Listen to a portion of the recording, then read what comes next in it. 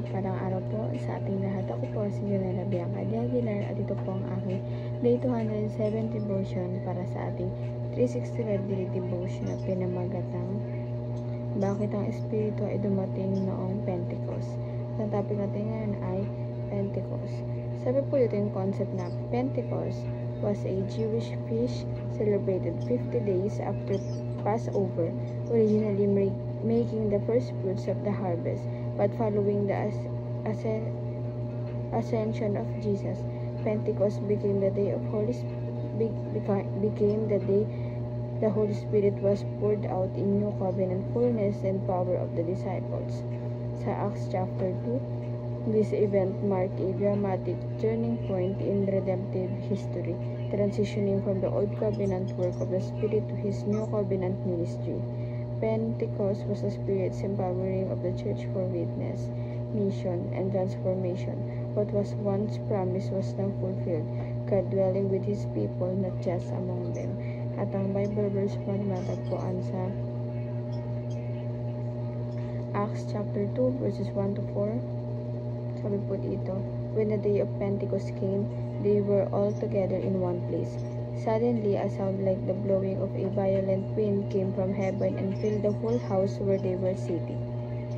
They saw what seemed to be tongues of fire that separated and came to rest on each of them. All of them were filled with the Holy Spirit and began to speak in other tongues as the Spirit enabled them. Sa Tagalog po, nang sumapit ang araw ng Pentecostes, sila lahat ay nasa isang pook na nagkakaisa. Sila ay nakaupo sa loob ng isang bahay. Biglang may umugong mula sa langit tulad ng humahagis na marahas na hangin at pinuno nito ang buong bahay.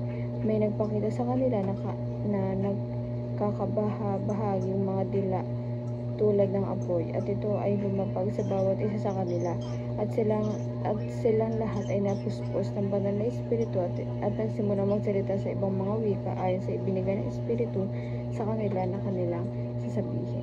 At ang teachings po natin ngayon ay number 1. Bago pa, sabi po yung teachings, why Pentecost? Number 1, first fruits, a harvest of the nations. Ito po, yung first fruits kasi ito, di ba, pag nag-harvest yun, kinukuha, talaga sinasakop niya lahat. Pero ng ating Panginoon, yung why Pentecost, yung sa Pentecost, talagang sinakop ng ating Panginoon, kinuha niya lahat yung nation, talagang sinakop niya lahat na upang sumunod sa Kanya, upang sila din maligtas, diba? Hindi lang yun sa pagsunod, hindi lang si Lord yung nagbe-benefit nun dahil may sumusunod sa Kanya, kundi yung tao din na sumusunod sa Kanya, para mapabuti din siya, at saka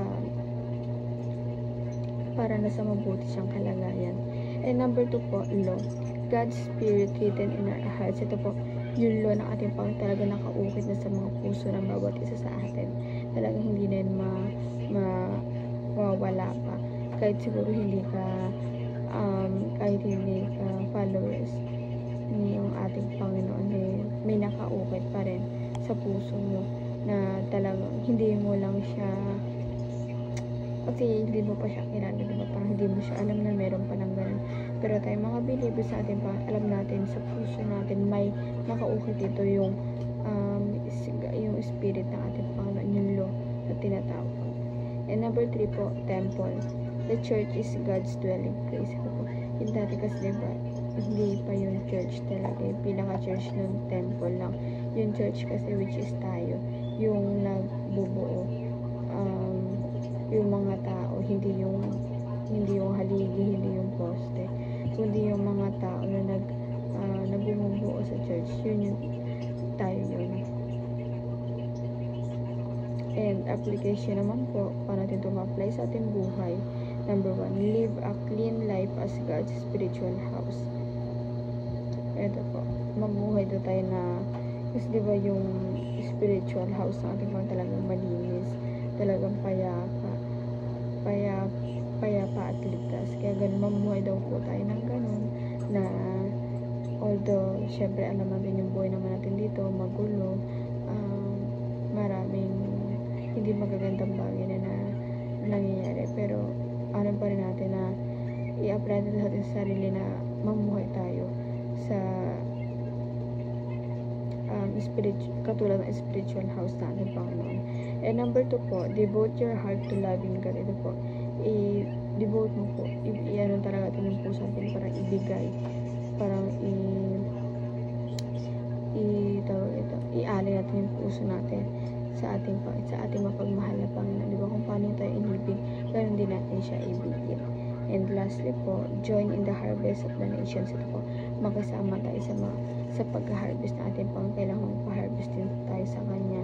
At tayo rin mag-harvest tayo ng iba na parang nagsasakop tayo, kinukuha natin sila sa mabuting paraan. Katulad ng pag-harvest ng ating Panginoon sa all nation. And yun lamang po ang aking devotion ngayong araw. Sana po may tutunan kayo at huwag mo kalimutan na i-share sa ating mga mahal sa buhay